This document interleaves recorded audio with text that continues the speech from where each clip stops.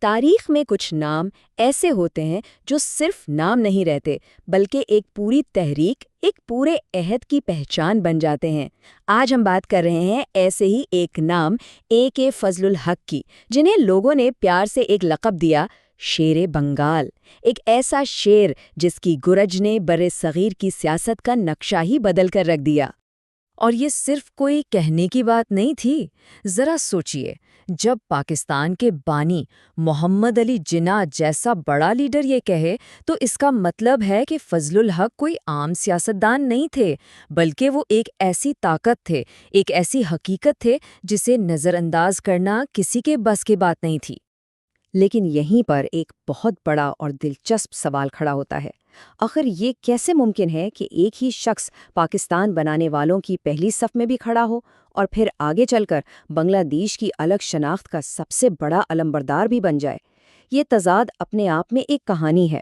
آئیے آج اسی گتھی کو سلجھانے کی کوشش کرتے ہیں جس نے فضل الحق کو جنوبی ایشیا کی تاریخ کی سب سے پیچیدہ شخصیات میں سے ایک بنا دیا ہے۔ تو دیکھیے، اس شیر کی کہانی ایک معمے کی طرح ہے۔ فضل الحق کا پورا سیاسی کیریئر دراصل ایک توازن قائم رکھنے کی کوشش تھی۔ ایک طرف مسلمانوں کی سیاست تھی تو دوسری طرف بنگالی قوم پرستی کی اٹھتی ہوئی لہر۔ وہ بیک وقت ان دو کشتیوں میں سوار کیسے رہے؟ یہی تو اصل معمہ ہے۔ اس بات کا اندازہ یہاں سے لگائیے کہ ایک ہی وقت میں وہ آل انڈیا مسلم لیگ کے صدر تھے، جو مسلمانوں کے حقوق کی سب سے بڑی جماعت تھی، اور اسی دوران وہ انڈین نیشنل کانگریس کے جنرل سیکریٹری بھی تھے، جو متحدہ ہندوستان کی سب سے بڑی پارٹی تھی۔ یہ بات آج سوچنا بھی مشکل ہے۔ اس سے پتہ چلتا ہے کہ فضل الحق سیاسی شطرنج کے کتنے بڑے کھلاڑی تھے۔ تو سوال یہ ہے کہ آخر یہ شیر، یہ لیڈر بنا کیسے؟ ان کی شخصیت کی جڑیں کہاں تھیں؟ اس کے لیے ہمیں تھوڑا پیچھے جانا ہوگا، ان کی ابتدائی زندگی اور تعلیم کو دیکھنا ہوگا، جس نے ان کے سیاسی نظریات کی بنیاد رکھی۔ ایک طرف بنگال کا ایک دیہی علاقہ ستوریا، جہاں وہ پیدا ہوئے، اور دوسری طرف برطانوی راج کی شان و شوکت کا مرکز کلکتہ ہائی کورٹ۔ کہاں گاؤں کی مٹی اور کہاں اقتدار کے ایوان۔ فضل الحق کا سفر ان دو دنیاؤں کو ملانے کی ایک حیرت انگیز داستان ہے۔ اور ان کی ذہانت کا عالم یہ تھا کہ کیمسٹری، فزکس اور ریاضی تینوں مضامین میں بیک وقت آنرز کی ڈگری، اس کے بعد ریاضی میں ماسٹرز اور پھر قانون کی ڈگری، یعنی سیاست میں آنے سے بہت پہلے وہ علم کے میدان میں اپنا لوہا منوا چکے تھے۔ وہ صرف عوام کے لیڈر نہیں بلکہ ایک پڑھے لکھے دانشور بھی تھے۔ لیکن فضل الحق کی اصل طاقت اور عوامی مقبولیت کا اندازہ تب ہوا جب وہ اقتدار میں آئے۔ بنگال کے پہلے وزیر اعظم کے طور پر انہوں نے جو کام کیے وہ آج بھی تاریخ میں سنہرے حروف سے لکھے ہوئے ہیں۔ بات ہے 1937 کی۔ بنگال کی تاریخ میں ایک نیا باب لکھا جا رہا تھا۔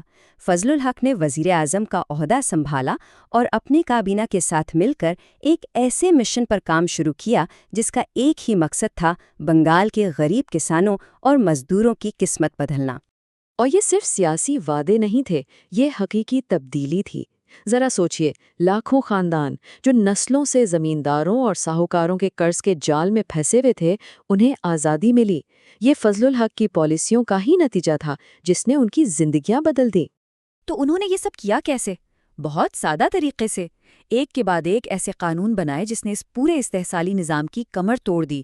زرعی قرضوں کے لیے بورڈ بنائے، ساہوکاروں کے سود کی حد مقرر کی اور زمینداروں کے ناجائز ٹیکس ختم کیے۔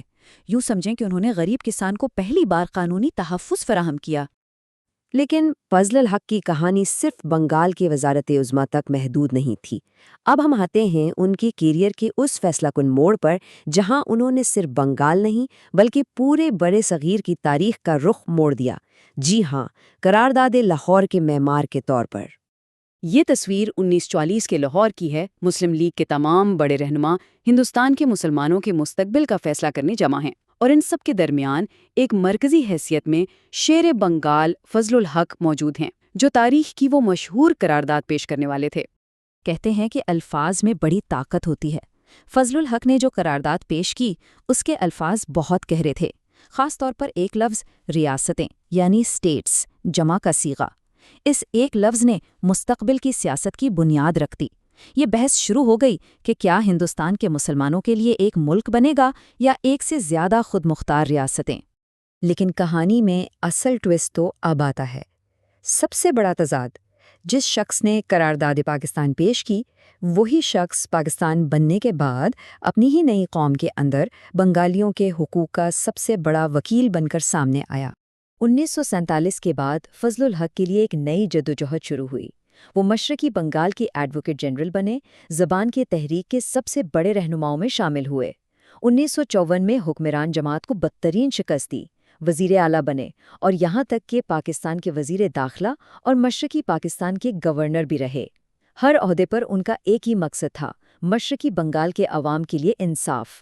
اور اگر بنگالی زبان اور ثقافت سے ان کی محبت کا کوئی ایک ٹھوس ثبوت دیکھنا ہو تو وہ ہے بنگلہ اکیڈمی کا قیام۔ وزیر اعلیٰ کے طور پر اپنے مختصر دور میں انہوں نے اس ادارے کی بنیاد رکھی تاکہ بنگالی زبان اور ادب کو وہ مقام ملے جس کا وہ حقدار ہے۔ یہ آج بھی ان کی ایک زندہ میراث ہے۔ تو آخر میں ہم فضل الحق کو کس کھانے میں رکھیں، ایک بانی پاکستان یا ایک بنگالی قوم پرست؟ سچ تو یہ ہے کہ ان کی میراث اتنی سیدھی سادی نہیں ہے، یہ بہت پیچیدہ ہے اور اس نے برِ صغیر کی تاریخ پر اتنے گہرے اثرات چھوڑے ہیں جو آج بھی محسوس کیے جا سکتے ہیں۔ آج بھی اگر آپ ڈھاکہ جائیں تو وہاں کا سب سے اہم علاقہ شیر بنگلہ نگر کہلاتا ہے، جہاں بنگلہ دیش کی پارلیمنٹ ہے۔ ان کا مزار وہاں کے سب سے بڑے رہنماؤں کے ساتھ ہے۔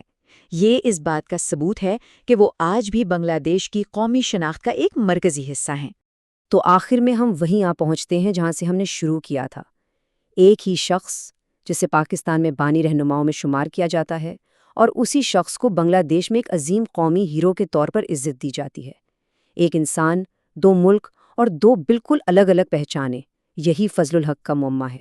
اور شاید اس پوری پہیلی کا، اس پورے معامے کا سب سے بہترین جواب خود فضل الحق کے اپنے الفاظ میں ہے۔ انہوں نے کہا تھا، میں گزشتہ 60 سال کے بنگال اور مشرقی پاکستان کی جیتی جاگتی تاریخ ہوں۔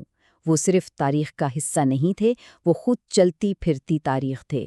اور ان کی کہانی ہمیں یہ سوچنے پر مجبور کرتی ہے کہ کیا لوگ تاریخ بناتے ہیں یا تاریخ لوگوں کو بناتی ہے؟